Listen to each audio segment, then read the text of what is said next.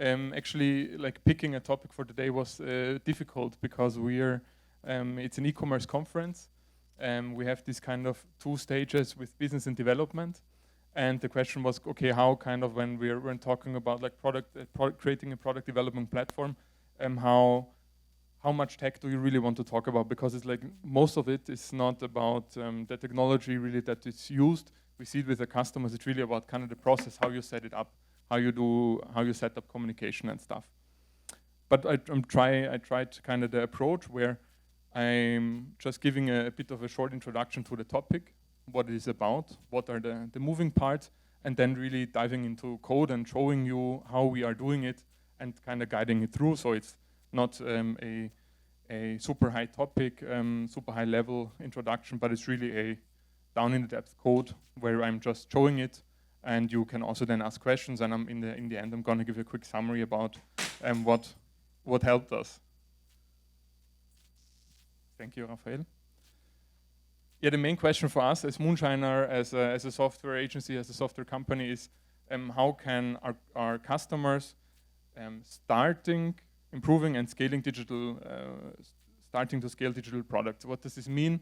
This means that you want to develop products that end user will use, where you can create some kind of business value. It could be a shop. It could be also like a calculator where the people see, okay, how much will it cost me for 2 years? It can be also that you simplify your service in general. And this is actually what we found is to be super difficult in companies where it's not only one team developing it, but it's maybe 2, 3, 4. It's maybe in-house, some parts of it. It may be also that it's 90% outsourced. And we are working with companies where we have this mix.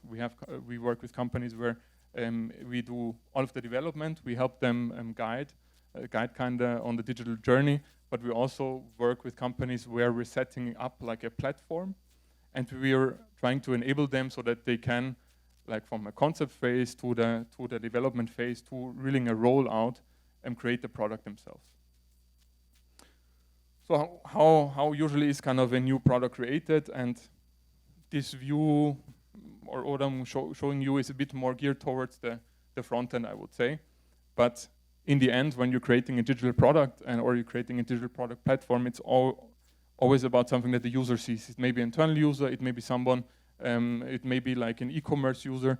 It doesn't matter really how much, and that's why also the split is not there between, okay, is it now interesting for front-end developers, is it interesting for back-end developers? When you want to have a working application, you need to have both. You need to have infrastructure, you need to have processes in mind, and so on. But how does it usually work? You have some kind of user experience, usually have a problem that you want to solve.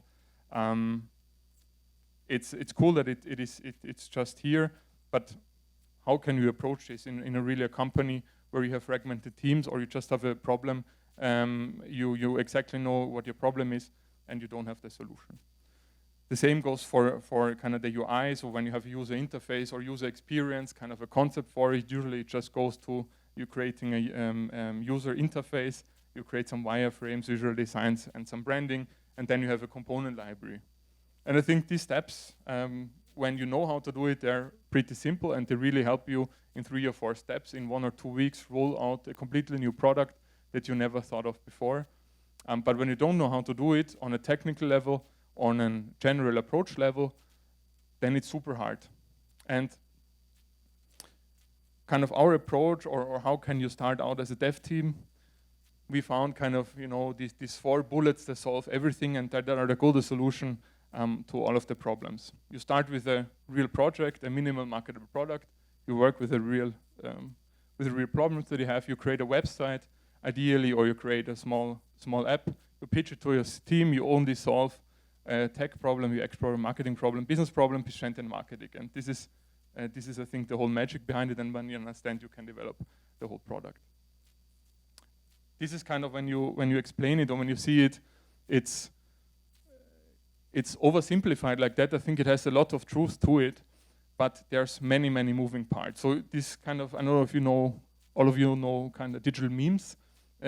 For this is what I use it is, okay, you're mentioning the right things, you show something that's really cool and that works, but how do you kind of get there? And what I want to do today is kind of shine light on a bit on the technical approach, but not mention, okay, how do you really get the budget for it? How do you present it to your stakeholders? Maybe what are kind of good practices and what are best practices to do? How do you change the culture in the company that you really enable it, so you don't have to approve everything centrally, but you can develop your products digitally? And coming back to the topic of choosing the right topic for the talk, all of the business stage talks are recorded, and what I would recommend is that everything except for the technology, really take a look at the 2 talks and all of the talks that we have there, because they're mentioning lots of stuff that is just related to culture, that is related maybe how you pitch it to your stakeholders, and that is related to how you introduce it to a company, and that you also understand kind of what the business side of it, because what we saw is, I would say 10% is really good architecture in the project, then you have maybe 40% of good teamwork, but the rest is, it wouldn't flourish when nobody knows it in the company, you know, when nobody knows how it is used, and when you're just completely doing the wrong thing, and when it's completely over budget, or when it's not working at all. So Rudi and Rudi on the power of headless e-commerce or commerce in general, it goes a lot into the topics. Also Daniel and Johanna, where we really showcasing a case, how it is done, this kind of the steps that I mentioned or that I showed before, how are we doing it with our customers. But maybe also going back to this, you know, magic solution slide, we're focusing, or what I want to just show you here is the tech part of starting with a real project, getting it live, and how we are setting up the technical architecture behind it. I'm not gonna talk about kind of pitching it to our teams, etc. That's in the other talks. So completely, I would say the first topic where you have an architecture, you really have a code, you have code, and you're trying to develop it. So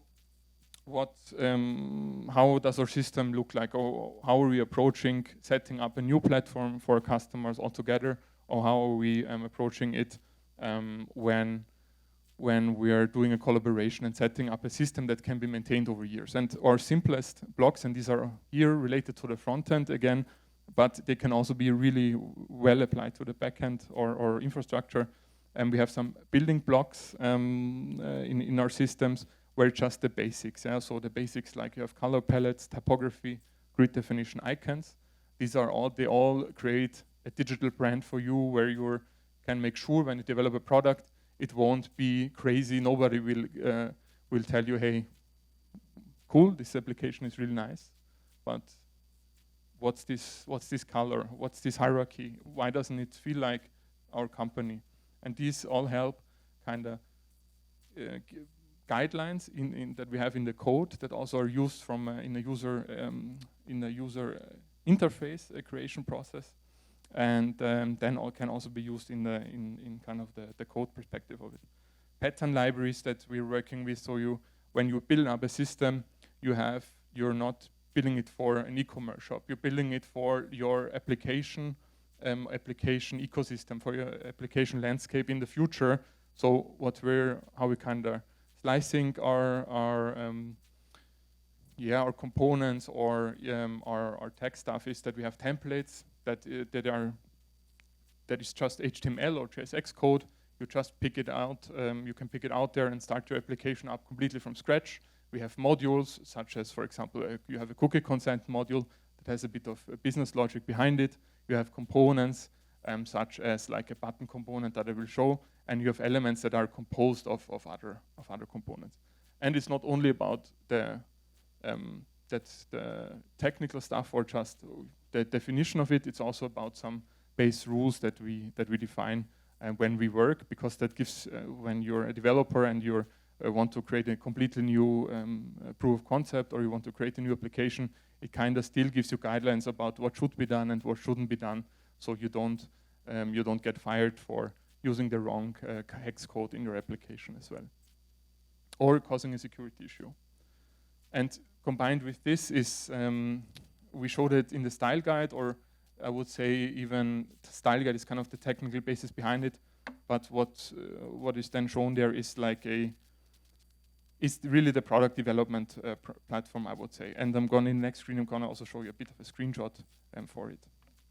And the text above, a design system, or in general like a product development platform, consists of principles, guidelines, templates, components, so that everyone that created a product digitally can use it, can find it useful, and also is able to extend it in the future. And it's not that it's like in 1 year finished, it's really something that develops over time, that develops over years, and even maybe hopefully for our design systems or our product platforms over centuries, I would even say.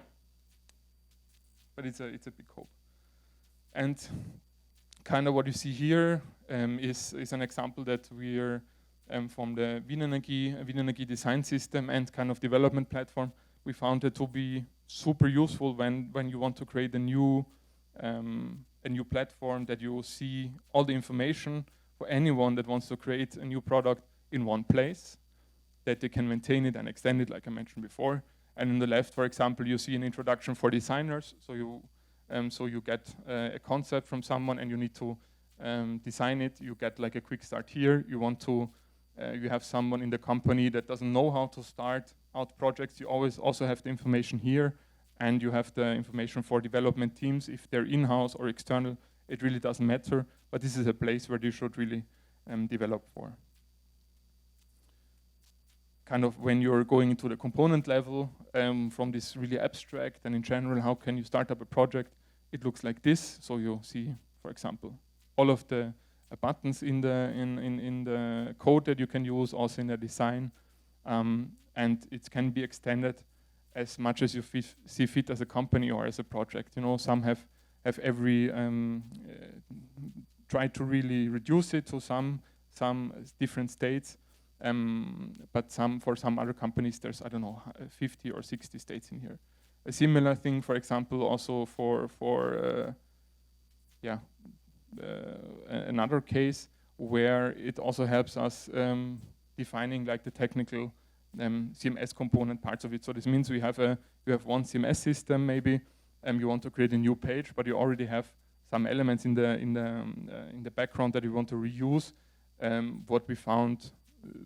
This CMS components really helps is that when you have content managers or people that want to create an experience with an existing components, it makes it easy for them to find out what can I reuse, and maybe what part of the experience isn't there, and so it's much easier when you're creating new products. But this is all the theoretics that I just wanted to mention. And kind of giving you an overview. But the main goal, and I'm looking also at the time, like 1/3 I think already used or even more. What I want to do is just jump into the code and really tell you how the code looks like and how we structured it. And I'm also super open for some feedback maybe afterwards, where you say, hey, how did you also use a similar approach? How does it work in your company, or just helping us also, improve it, and maybe you also get some ideas out of it. That is the main part. So what you see here is actually, a visual code window. I hope you can see it well.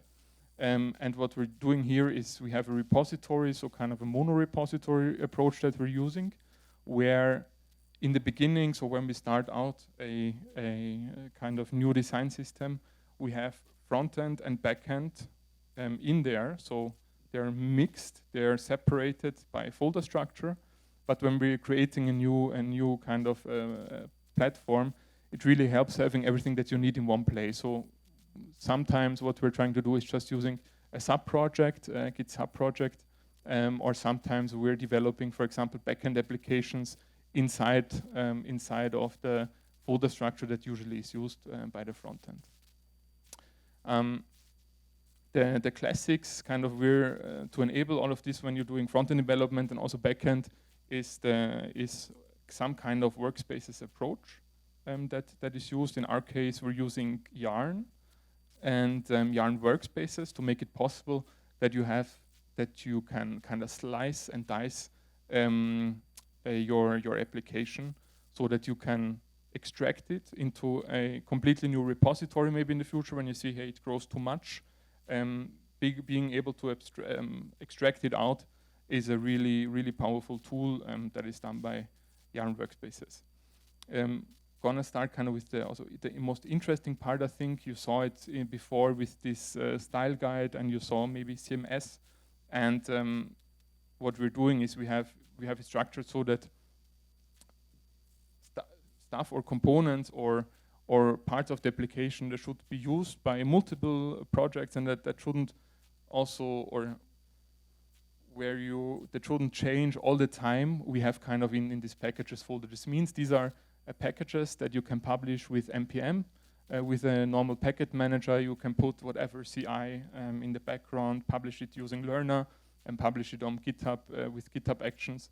And that can then be reused in many, many, many projects, and that don't have any context, any project context or any application context to it. We're structuring it so that like the CMS part, for us this is just regular React, where we have an example defined that is then rendered with React Style Guide. React Style Guide is where we can define different cases that may be interesting. This also helps us, for example, developing really the front-end components. And instead of writing a test for a component that is really visual, we're defining here in the style guide, we're defining kind of demo data or mock data that the user then really sees, and where we could in the end also run some snapshot tests where you compare after a change that you're doing, you compare the before, you run a Puppeteer or some visual testing on it, and you compare the after on a pixel basis. So the markdown file is what really enables this platform or these examples that you see, and they're just regular React. Also, we're not using TypeScript. I hope that also on the recording I don't get too much flack for it, but we found, for example, that when you really want to also onboard new people on it and you want to make it as easy as possible for people to work with it, also maybe that didn't use JavaScript or TypeScript before, that using JavaScript and React with for example, prop types here, it makes a application easy to develop, but not give you the burden of only seeing something on your screen when all the types are correct. And this is a bit of, I think, controversial topic, but it's just plain good old JavaScript with some JSX. So one of the parts is, I mentioned it, the CMS. The other part is that all of the kind of brand assets that are also maybe used by people in the design process, such as flags. Your company maybe have some, flags that you want to use for different countries. I think this can be also a very sensitive topic when you're working with an international company. We have here like a folder for all of the icons and on the logo, which is, I think, in the core of a digital brand. And the maybe special thing is here that you're not doing it. You don't have to copy it over when something changes. So someone that does a design says, hey, we have a new logo, or maybe in the next month we want to do a rollout for something new. You don't have to go in, update all of the icons, but this is for us automated and completely. So we have a connection to the design tool, and we built like a command line based on an open source also a tool where, and I hope you can see it, where we can do this sync completely automatic. So this folder, this icons folder, is offered in an npm package, but it doesn't need to be maintained by a person. You can just run this. We called it yarn MoonX tokens generator command, and you should be good to go. You can create a pull request with it, and everything is updated automatically. There's also for that then really no room for errors in general. Just take a look at the time. I should be perfect. Yeah. We also have, for example, maybe some of you know JSON form schema, which is a library or a standard where you can define forms by data, and we're trying to use it, or we already used it in the past. And for that, we have kind of a shared library that offers you some configuration that connects these form schema components to your base components, or that you have the correct text fields, you have the correct validation logic, and you can also customize it then. And this is also in a separate package. So when you want to consume it in the front end, it's then just a simple yarn add MoonX JSON form schema theme, and you're ready to go and ready to use it. And I think the not most important part, but really an important part when you want to develop application consistently is your kind of base components. These are really, when you use Bootstrap or when you use any UI framework, you have them available. This is stuff like, how does the accordion look like? For us, an important topic is also accessibility. So when we're developing websites for Wienenergie or customers, customer-facing application, it's important that it doesn't only look good and it kind of gives you a right conversion, but it also is accessible, meaning accessible with a screen reader, or just tested also in the real world by real users that maybe have some that can't see the screen or have any other disabilities, and that's just an important topic for us. And what we did here, we didn't use any base library, so we didn't use material design or MUI. Over the years, or over time, I would say, not years, because it's a really simple component, I would say. We built this from scratch, applied some styling to it, and did it on our own. And this is also kind of an important part in the learning a bit later, where the decision was also, okay, do we just use a library and customize it? Or are we trying to build it, reuse it maybe over projects and for our customers over projects? And the decision here was, from experience, it's better to not kind of use a library, because when you have this library that gives you how the button looks like, how it interacts, or how any element here, even the selector interacts, you're super dependent on an application, and you're always kind of chasing the newest version or the not deprecated version. So building this here from semi-scratch, I would say, also gave us the possibility to learn with it, to really understand what is the magic between when you're creating this composable system, maybe also doing some mistakes, but also fitting this really to the customers, and when you're an internal team, creating your world, how you see it, and not how material design or material UI in the code sees it. And maybe the one thing here is, it's also for most of our customers that don't only have one brand. One of our customers was also, for example, XXX Lutz. They have, I think, also many bands in the background. And that was also why we thought, okay, how can you maintain the code for different brands in the same code base?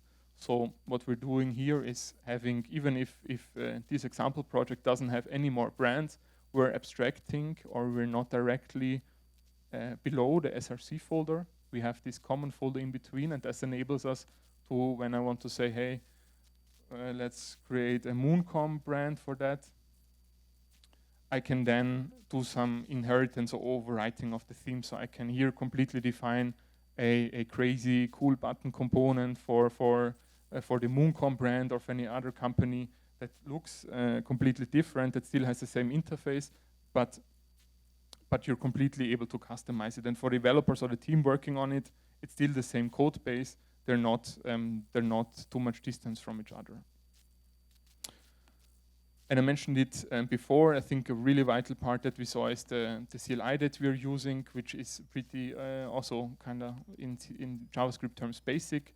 We're using Commander here to build our own command line. So, for example, when you do this tokens generator command, we're making it so that for new people that come to the project, or any other company using it, as easy as possible to set up the project and also understand what is possible with the system that they're using. And we're doing that for ADRs, so architecture decision record, when there's really a record where the customer, we want to say, hey, this is a big decision that was taken, that we can also kind of write it down in code and have it versioned. Yeah, so we put everything in here that really makes our lives easy and not hate NPM or not hate Mac and not hate Linux. So really the development scripts could also be done in simple bash, but I think it's just much easier to write them when you have the possibilities to catch errors there and you don't have to check 5 different OSs in the background with their syntax. Our Git, so what we're using for CI/CD is actually like just a basic GitHub functionality. We found it to be really, really powerful and easy to set up. Back ago some time we used, I think, Circle CI as well, but with the GitHub action that came out some years ago, it's really super easy to deploy your application automatically, to also give your developers or your team like a branch deployment. This means when you create a pull request, you see what you're doing before you're merging it. This helps you kind of, from a UI or just from a collaboration perspective, deliver some quality look over it with maybe someone that does design or someone with UX experience before merging something that looks catastrophic but in code looks okay. And before we had this branch deployment, this happened to me personally all the time. So it was created by personal pain. And the quick thing is we have also here like the style guide, which I showed before, some screenshots. It's using React style guide in the background, really simple. We have here Next.js that we're using for this one specific application, but in the end it also doesn't really matter if you're using Next, Gatsby, or even you can apply the same architecture or just this folder structure and this way of thinking into an Angular stack, into a Next stack, Vue.js stack, whatsoever. And maybe the one controversial thing, or maybe when I would also love to hear kind of what people think about that you have a mono repo where also the backend is implemented or is like in there. I didn't see that in many applications because in this case it's Laravel, so PHP based, and it's not Node.js, which is, I would say, yeah, controversial or unusual. And just from the code perspective, I would say that's pretty much it. We have some docs. I think still every system should have some cool documentation, and I think the most important is a cool cover image. So this is also possible here, and the introduction that I mentioned when you want to start out a new project. But kind of to the learnings to sum it up. And I know it's explaining something that you work with every day to other people is fairly hard and is maybe too complex. But I'm looking forward. Maybe you got some ideas out of it, or maybe having an exchange afterwards where you tell us how you're doing it at your company and how you make your, I would say, organization happy, how you make people happy that want to create shiny new products. And to sum it up, some guidelines or just some things you identified over the years. How can you maintain such a system? What we're doing is identifying 2 or 3 code improvements or ecosystem improvements. This could be CI/CD, this could be general application architecture. This could also just be usability and workflow or setup scripts. We're taking 2 or 3 when we create customer projects, or when we create projects with our customers, focus on them, solving them, and there, for these 2 or 3, not taking any shortcuts. So it should be a better experience than it was before, and there shouldn't be any, oh, I didn't have time for it, because then such a system can't live. And I think many developers, or also me, I would say personally, it wouldn't be that much fun maintaining such a system over years.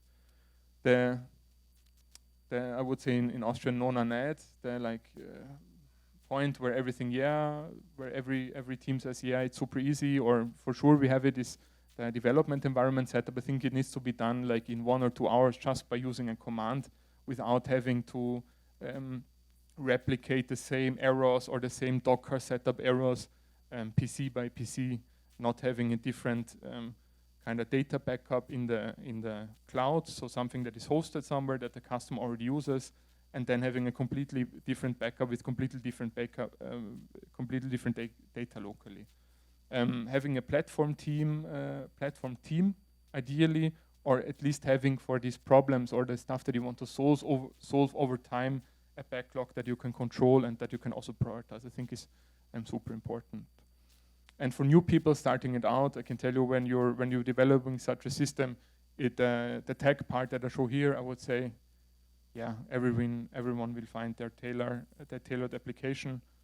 But the most important part is how can you get new people that don't have the same crazy ideas that you have, to use your system. How can you make the people love it the same way that you maybe love it? And this is, I think, a huge task. And for that, having a platform team and an effective quick start and blueprint is super important. And the last point to also close it out is this platform, or how we approach platforms. It's not a perfect system that you get from the beginning. It's really a system that over time is tailored to your application, is tailored to your company, and that you can improve over time. There will be many problems on the way, but the one thing you know kind of for sure is that in maybe 2 years, your team will understand how you can solve these problems, how they can develop applications effectively, and also you won't need to throw it away in 2 or 3 years, hopefully, and you can invest time that you would otherwise have done when you're doing e-commerce with one system. You have a complete different. You have 10 different tech stack, 15 different systems that you use in the background.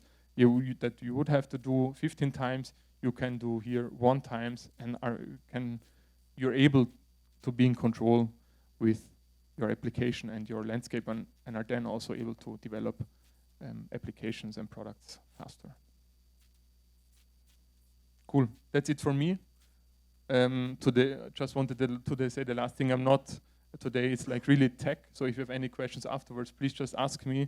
And I think when you're really interested in this topic, approaching me is probably the best solution. That's why I also struggled talking about this topic in half an hour. Yeah, that's just what I wanted to mention. Thank you.